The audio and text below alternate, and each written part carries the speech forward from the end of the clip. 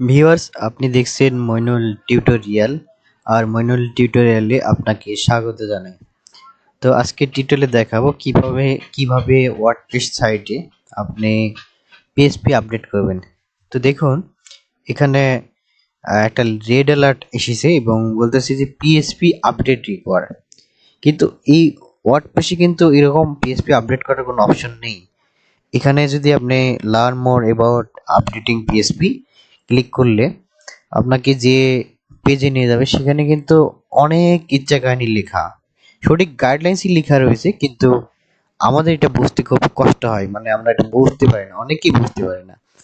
তো খুব সহজেই কিভাবে আপনি আপনার পিএইচপিটা আপডেট করবেন, এই রেড অ্যালার্টটা যেন মুছে যায় বা না আসে, সেই বিষয়টা আমি আপনাদেরকে দেখাবো। তো এটা খুবই সিম্পল একটা ব্যাপার। এখানে তেমন জটিল কিছু কাজ নেই যে আপনাকে আহামরি অনেক কিছু কোডিং করতে হবে বা জানতে হবে, তা না। জাস্ট সিম্পলি একটি ক্লিকের মাধ্যমে আপনি পিএইচপিটা আপডেট করবেন। তো দেখুন, এখানে পিএইচপিটা আপডেট, এই অ্যালার্টটা দেখাচ্ছে। যখন আমরা আপডেট করব তখন এই অ্যালার্টটা দেখাবে না। তো এর জন্য প্রথমে আমাদের হচ্ছে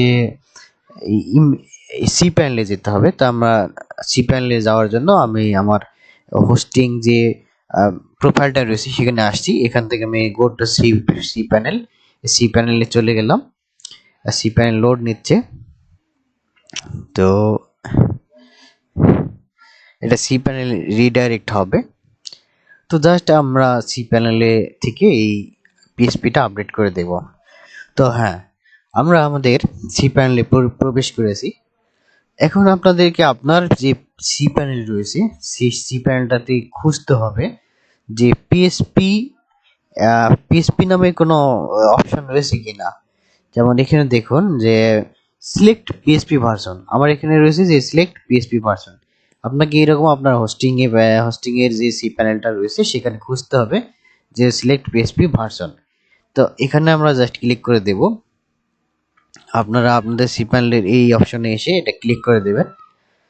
তো দেওয়ার পর এটা লোড নেবে, পিএইচপি সিলেক্টর এটা লোড নিচ্ছে।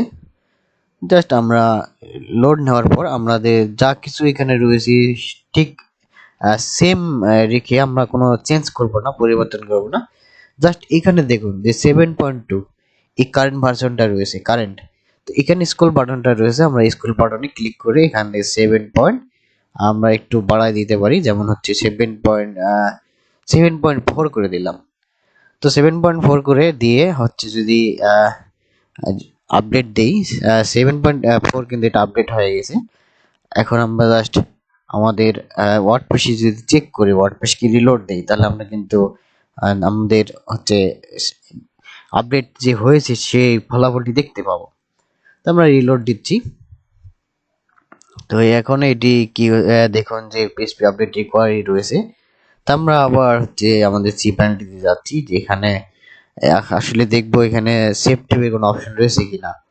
যেহেতু আমরা আপডেট করতেছি, নিচে কোনো সেভ টেন্স অপশন রয়েছে কিনা। তো এখানে কোনো সেভ বা কোনো অপশন নেই, জাস্ট পিএইচপি ভার্সনটা।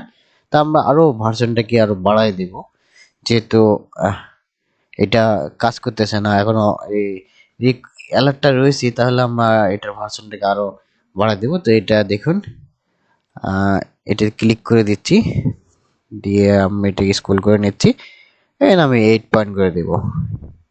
ওকে। আর যদি রিসেট ডিফল্ট করে দিই তাহলে কিন্তু রিসেট হয়ে যাবে। তো আমাদের এটা 8 করে দিলাম। আবার এখানে আমরা যে দেখবো যে আমাদের পিএইচপিটা আপডেট হলো কিনা। তো দেখুন এখন কিন্তু আর নেই, এখন কিন্তু আমাদের পিএইচপি রিকোয়ার্ডটা কিন্তু আর চলে গেছে, নেই। তো এভাবে খুব সহজেই আপনি আপনার পিএইচপির যে ভার্সনটা রয়েছে এটা চেঞ্জ করে দিলে আপনার পিএইচপি আপডেট হয়ে যাবে। তো এই হচ্ছে পিএইচপি আপডেটের টিউটোরিয়াল। এটি যদি আপনার ভালো লেগে থাকে তাহলে আপনি আমার ভিডিওটি লাইক, কমেন্ট এবং শেয়ার দিয়ে সহযোগিতা করবেন। আর যদি আপনি নতুন হয়ে থাকেন আমার চ্যানেলে, তাহলে চ্যানেলটিকে সাবস্ক্রাইব করে দিন। আর ভালো থাকবেন, সুস্থ থাকবেন। ধন্যবাদ।